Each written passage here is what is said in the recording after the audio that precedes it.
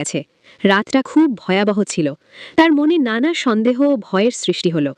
পরদিন সকালে অফিসে পৌঁছানোর পর সে জানতে পারল যে মেয়েটি মারা গেছে সেই অফিসেরই সহকর্মী, সেই সহকর্মী যে গতকাল লাল ছাতাটা নিয়েছিল। মেয়েটি এখন পুরোপুরি নিশ্চিত হলো। ম্যানেজার অফিসে এসে সবাইকে বোঝানোর চেষ্টা করলো যে এটা স্রেফ একটা দুর্ঘটনা এবং পুলিশি তদন্ত চলছে। কিন্তু মেয়েটি ম্যানেজারের কথা বিশ্বাস করল না।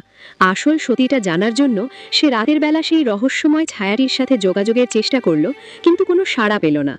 এরপর সে গোসল করতে গেল। হঠাৎ আয়নায় আবার সেই ছায়াটি ভেসে উঠল। সে বলল, আজ রাত 10টায় দরজায় কেউ কড়া নাড়লে দরজা খুলবে না, না হলে ভয়ঙ্কর বিপদ হবে। একথা বলেই সে মিলিয়ে গেল। মেয়েটি প্রচণ্ড ভয় পেয়ে গেল। পরদিন অফিসে হঠাৎ ঘোষণা দেওয়া হলো যে আজ সবাইকে তাড়াতাড়ি ছুটি দেওয়া হবে।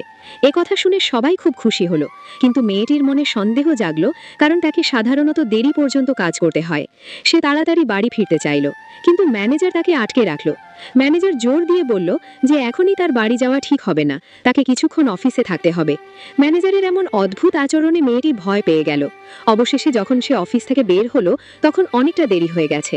বাইরে বেরিয়ে সে দেখল ঘড়িতে প্রায় রাত 10টা বাজে। সে কিছুক্ষণ এদিক ওদিক ঘুরতে লাগলো, তারপর একটি দোকানে গিয়ে বসলো। হঠাৎ তার মোবাইল ফোনটি বন্ধ হয়ে গেল। সে তার হাত ঘড়ির দিকে তাকিয়ে দেখল 10টা বেজে পার হয়ে গেছে। এটা ভেবে সে কিছুটা স্বস্তি পেল, কিন্তু পরে সে খেয়াল করল যে তার ঘড়ির সময় ভুল ছিল। তখনও 10টা বাজতে কিছুটা বাকি। সে তখন প্রায় বাড়ির কাছাকাছি চলে এসেছে।